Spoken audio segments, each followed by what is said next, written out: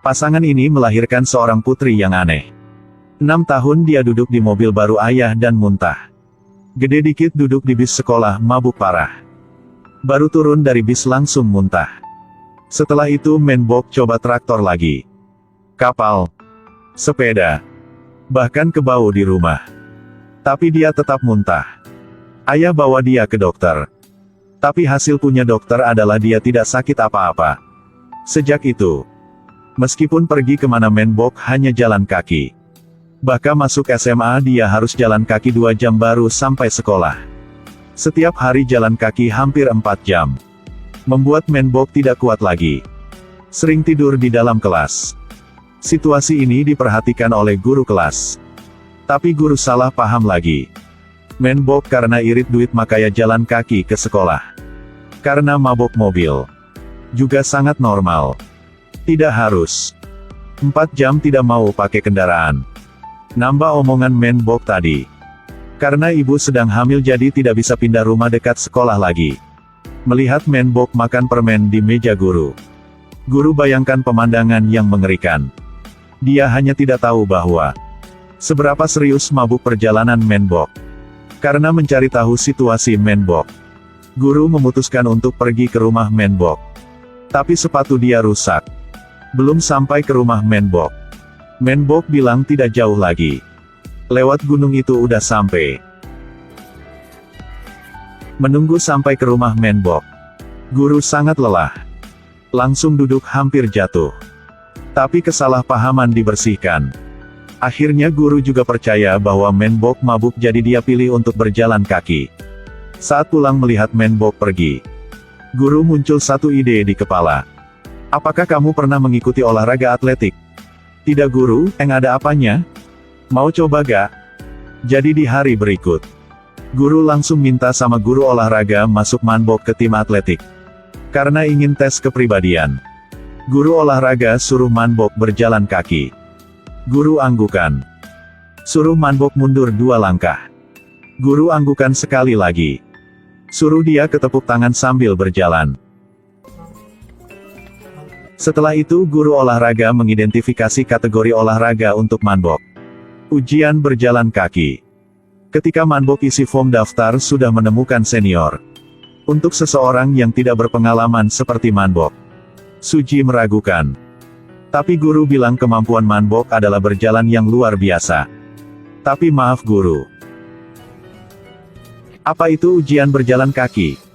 Nyatanya, guru tidak merasa lebih unggul dari Menbok. Hanya dia selalu cintai guru di kelas Menbok. Jadi baru setuju untuk Menbok masuk ke tim olahraga. Selama pelatihan itu seperti bermain. Menbok juga tidak suka berjalan kaki. Karena dia juga tidak punya tujuan lain. Sejak itu juga ikuti latihan. Tapi Menbok jelas tidak bisa ikuti. Sedang lari tiba-tiba berhenti. Melihat pesawat di langit. Kata-kata bodoh apa, jika bisa ambil foto 100 kali punya pesawat. Maka mimpi dia akan menjadi nyata. Menghadapi sifat Menbok, Suju jelas tidak bisa menahan. Pernah menjadi runner-up di dunia atletik. Tapi sesuatu yang tidak terduga menyebabkan dia jatuh dari tangga. Tidak bisa ikuti atletik lagi. Untungnya setelah operasi dia dari lari pindah ke jalan kaki. Melihat Menbok sedang bermain, Suji menjadi marah. Tapi dengan cepat kompetisi nasional akan datang. Menbok tenggelam di dalam mimpi dia akan menang. Menjadi terkenal. Sampai dia tahu. Untuk berpartisipasi dalam kontes itu, harus duduk di dalam mobil selama 2 jam. Belum pernah melihat gadis yang mabuk mobil seperti ini. Baru masuk mobil sudah muntah. Sudah nempel obat mabuk. Tapi tidak ada efeknya.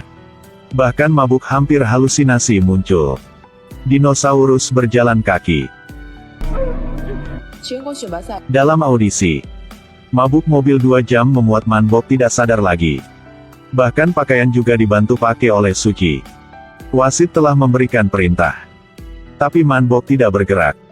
Ketika Suji teriak nama dia, Menbok baru sadar. Baru mulai jalan. Miring kanan kiri. Kepala masih goyang. Dia langsung ditinggalkan oleh yang lain. Akhirnya tidak bisa menahan lagi. Dia pingsan. Pertandingan berakhir. Suji masuk ke final kontes. Manbok dikeluarkan. Dia sangat sedih.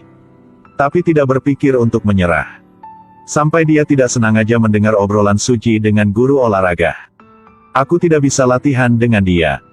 Kali ini jika bis telat, aku akan kalah karena telat. Dari awal anak ini sudah tidak mau latihan. Tidak punya semangat. Sekarang Manbok baru sadar. Editing. Jadi dia memutuskan untuk keluar dari tim olahraga. Tidak menyangka Suji kebaliknya lebih marah lagi. Tahu kenapa kamu tidak bisa? Atletik walaupun apakah mencoba yang terbaik. Sulit untuk mempertahankan level saat ini.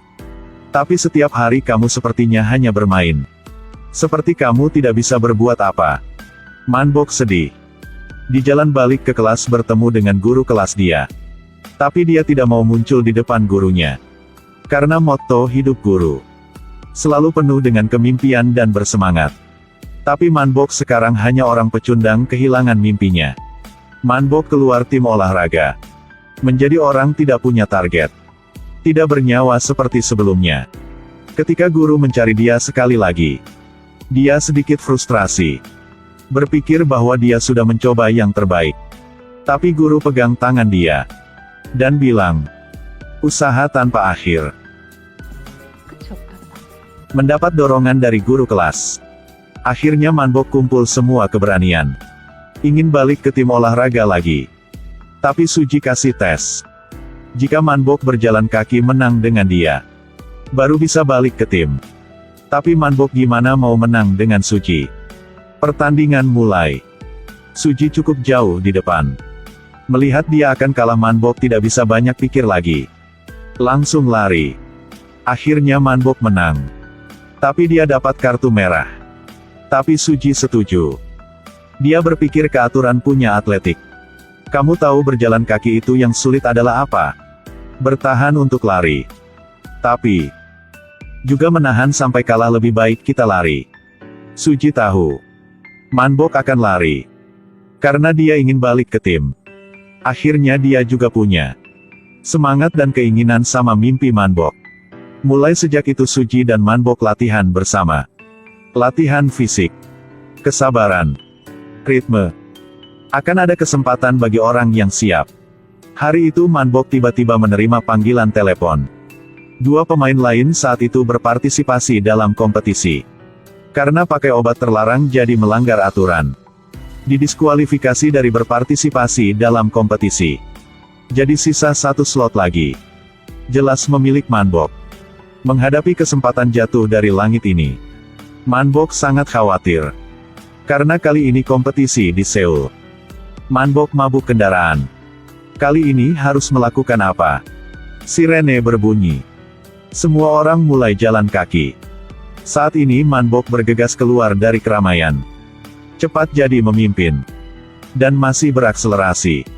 Tapi taktik ekstrim ini pasti membuatnya kelelahan di lap terakhir. Kontes dengan cepat pindah ke keluarga melalui TV.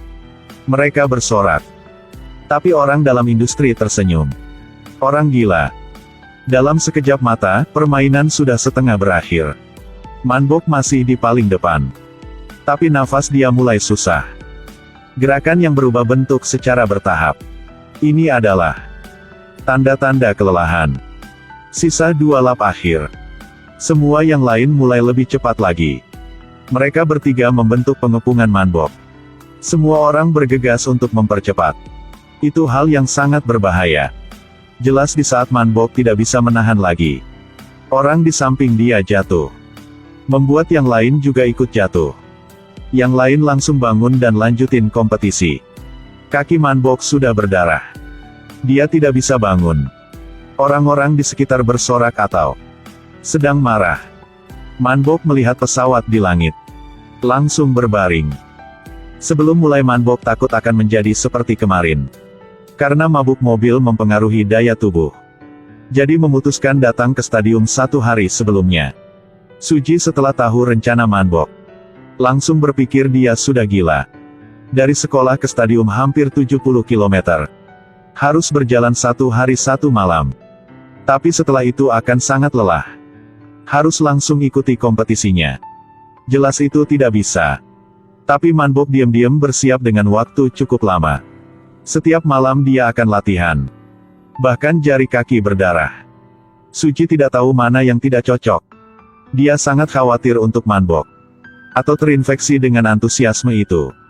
Berjalan sama Manbok. Di jalan mereka duduk istirahat. Lalu makan. Dan nyantai juga.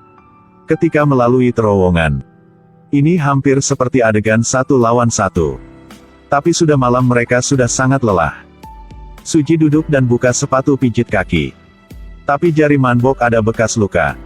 Takut Suci akan lihatnya. Jadi tidak berani membuka sepatu. Tapi Suci merasa ada yang salah. Terpaksa Manbok buka sepatu. Melihat jari berdarah punya Manbok. Suci langsung marah. Anak bodoh ini. Harus sadar. Tapi Manbok balas Suci. Kakak. Semua yang kamu lakukan adalah usaha. Kenapa aku adalah kebodohan? Karena tidak mau Suci bawa dia ke rumah sakit. Manbok bangun dan lari. Suci juga ikuti dia. Saat mereka berantem. Suci tidak hati-hati jatuh ke sungai. Membuat luka lama sakit lagi. Akhirnya Suci dibawa ke rumah sakit. Tapi dia tidak paksa Manbok ikut untuk cek kaki. Bahkan mendorongnya. Harus ikuti kompetisi ini. Cepat pergi. Setelah Suci dibawa pergi. Manbok sendirian di jalan menangis. Karena capek. Karena sakit. Karena sendirian. Akhirnya dia sampai stadium juga. Ikuti kompetisi ini. Dan jatuh saat pesawat lewat. Manbok mimpi. Aku ingin. Tapi kenapa harus cepat seperti itu? Jalan nyantai juga tidak apa-apa. Saat orang datang tanya dia mau lanjut atau tidak. Manbok langsung menggelengkan kepalanya. Tidak mau ikut lagi. Cerita akhir di sini. Manbok tidak seperti harapan penonton. Menang kompetisi itu. Tapi dia sudah mencoba maksimal untuk kali ini. Di stadium. Kita bisa melihat orang menang dikelilingi bunga. Tapi mungkin di balik pertandingan. Ada banyak orang seperti Manbok. Telah mencoba. Akhirnya tidak bisa menang.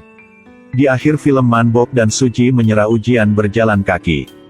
Suci karena luka lama masih berjuang. Tapi mereka berdua menyerah ujian. Bawa tas. Dan berjalan kaki ke tempat lain. Hidup ini tidak hanya punya satu jalan. Walaupun punya masalah apa juga tidak boleh menyerah. Karena di titik terakhir. Jalan ini akan menuju kedewasaan dan kebahagiaan. Jika suka jangan lupa nonton full filmnya Gus.